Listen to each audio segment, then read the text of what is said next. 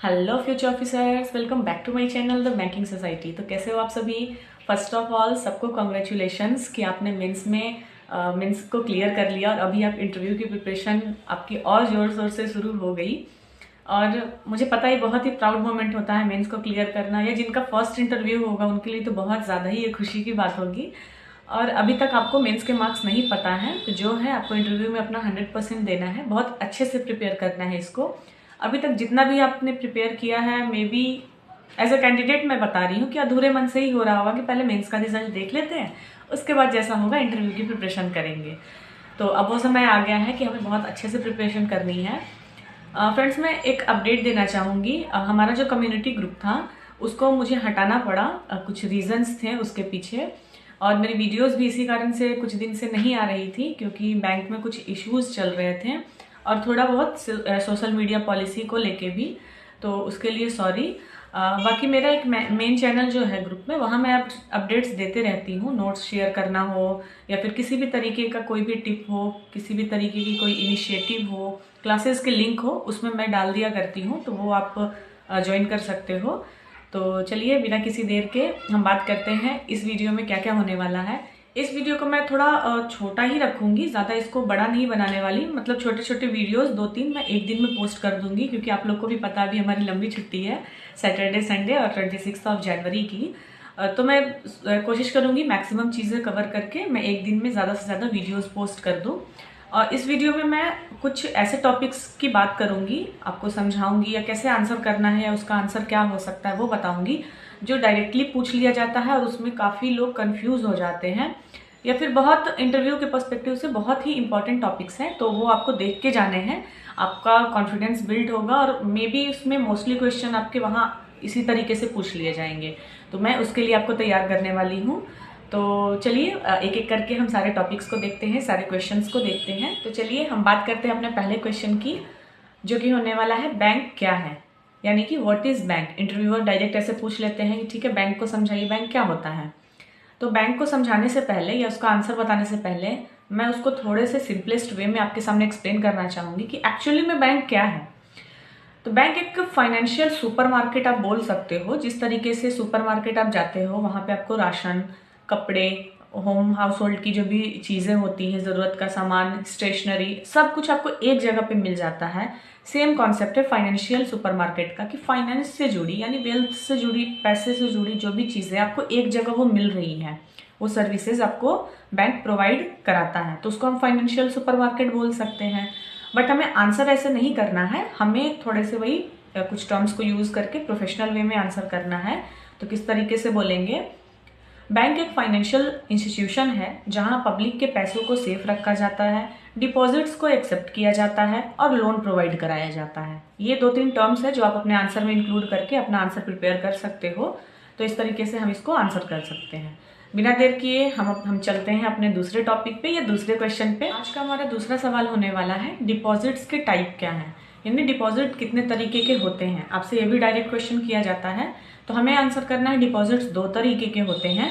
पहला होता है डिमांड डिपॉजिट, दूसरा होता है टाइम या टर्म डिपॉजिट। इसको थोड़ा सा एक्सप्लेन मैं करती हूँ। डिमांड का मतलब क्या होता है, मांगना, यानी कि जब हमने मांगा मुझे पैसे मिल गए, तो ये होता है डिमांड डिपॉजिट्स के टाइप, यानी हमारा वैसा अकाउंट इसके अंतर्गत आएगा जिसमें पैसे मांगते के साथ हमें मिल सकते हैं। दूसरा जो मैंने बताया डिपॉजिट का टाइप, वो था टाइम या टर्म डिपॉजिट। इससे क्लियर है कि कुछ उसका टाइमलाइन दिया हुआ होगा, कुछ ऐसे बाउंडेशन होंगे या फिर कुछ पीरियड ऑफ टाइम होगा जिसके बाद ही हमें वो पैसे मिल सकते हैं। तो डिपॉजिट्स कितने तरीके के होते हैं, इसमें कंफ्यूजन क्या होता है बच्चों को, इसमें वो बता देते हैं करेंट अकाउंट, सेविंग अकाउंट, ऐसे नहीं, लेकिन उन्होंने डिपॉजिट पूछा है, आप उनके क्वेश्चन पे ध्यान देना। तो डिपॉजिट 2 ही तरीके के होते हैं, डिमांड डिपॉजिट और टाइम या टर्म डिपॉजिट।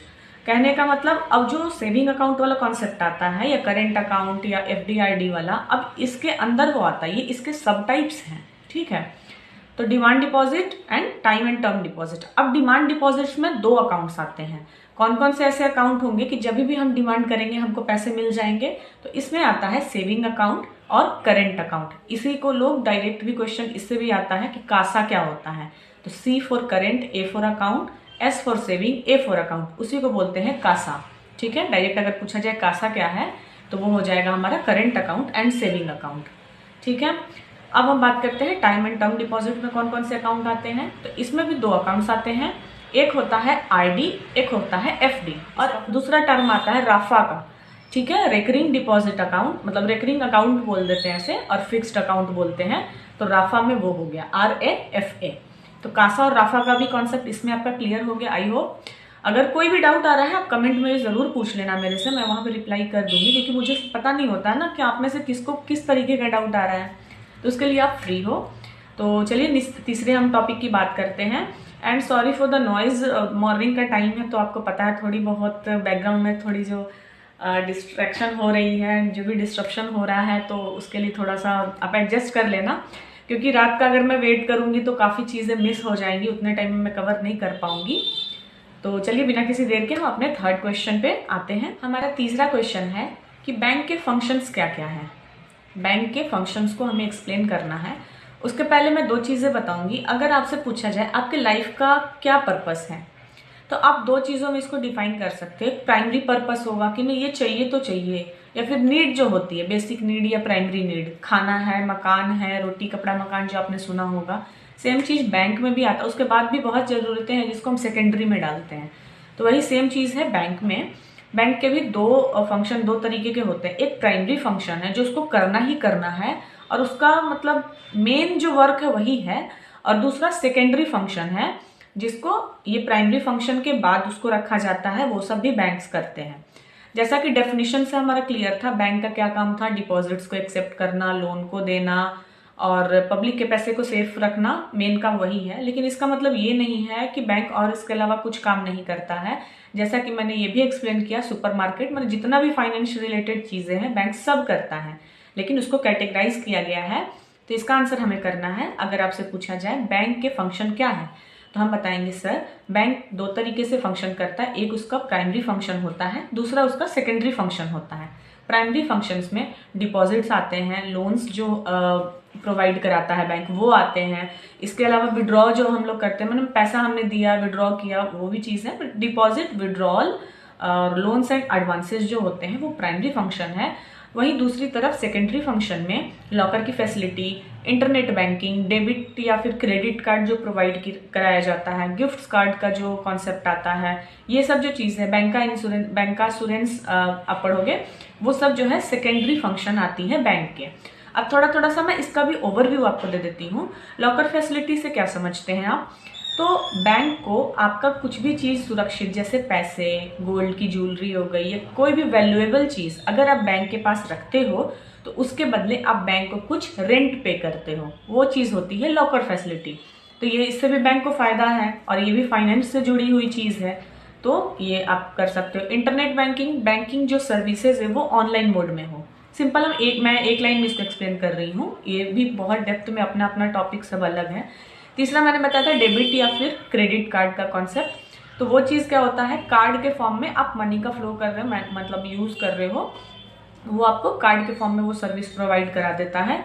और नेक्स्ट चीज़ मैंने बताया बैंक इंश्योरेंस के बारे में। तो बैंक की तरफ से कोई इंश्योरेंस अगर बेचा जाता है, ठीक है, सेल करते हैं कोई भी बैंक, किसी थर्ड पार्टी का कुछ इंश्योरेंस है उस तरीके से, तो ये बैंक इंश्योरेंस का, वो इंश्योरेंस और बैंक उसको ही मर्ज करके बैंक इंश्योरेंस वर्ड बनाया गया है। तो ये चीज़ है। बैंक इंश्योरेंस भी अपने आप में एक टॉपिक है, इसमें भी एजेंट मॉडल, ये मॉडल बहुत 3 तरीके के ऐसे मॉडल पे वर्क करता है। तो ये चीज़ है। तो थोड़ा आई होप मैंने ओवरव्यू दे दिया है, और बाकी के टॉपिक्स मैं नेक्स्ट वीडियो में कवर करूंगी। तो आप अगर अभी तक चैनल को आपने सब्सक्राइब नहीं किया है तो कर देना प्लीज़, क्योंकि अगर कुछ भी वीडियो मिस हुआ तो फिर आपको लगेगा यार देख लेना चाहिए था। तो ये चीज़ आप कर सकते हो। बाकी मैं कोशिश करूंगी जो जो इम्पोर्टेंट है पहले मैं उस पर ध्यान दूँ, जो जनरल वे में तुरंत पूछ लिया जाता है, जिसको आपको जानना हो जनरल क्वेश्चन। डेप्थ में तो वो डिपेंड करता है, अगर आप बैंकिंग अवेयरनेस आपने कवर कर रखा होगा तो वो आप आंसर कर सकते हो। अदरवाइज जिन्होंने बिल्कुल कुछ भी नहीं पढ़ा तो उनके लिए काफ़ी बेनिफिशियल हो सकता है। तो आप प्लीज़ कोई वीडियो मिस मत करना। 2-3 दिन बचे हैं, मैं कोशिश करूँगी ज़्यादा से ज़्यादा टॉपिक कवर करवा दूँ। और बाकी फ्रेंड्स मिलते हैं, तब तक के लिए बाय, और अपनी प्रिपरेशन जारी रखना। जिनका क्लर्क मेंस है वो भी साइड में उसको भी छोड़ना मत यार, उसको भी प्रिपेयर करते रहो। इंटरव्यू की प्रिपरेशन भी साथ साथ में करो अपना टाइम मैनेज करके। और बाकी आपको नेक्स्ट टॉपिक में कौन कौन सी मतलब नेक्स्ट वीडियो में कौन कौन से टॉपिक्स चाहिए वो भी थोड़ा सा आप कमेंट कर देना, मे बी थोड़ा सा मेरे को आइडिया लग जाए। और तब तक मिलते हैं नेक्स्ट वीडियो में। All the best guys.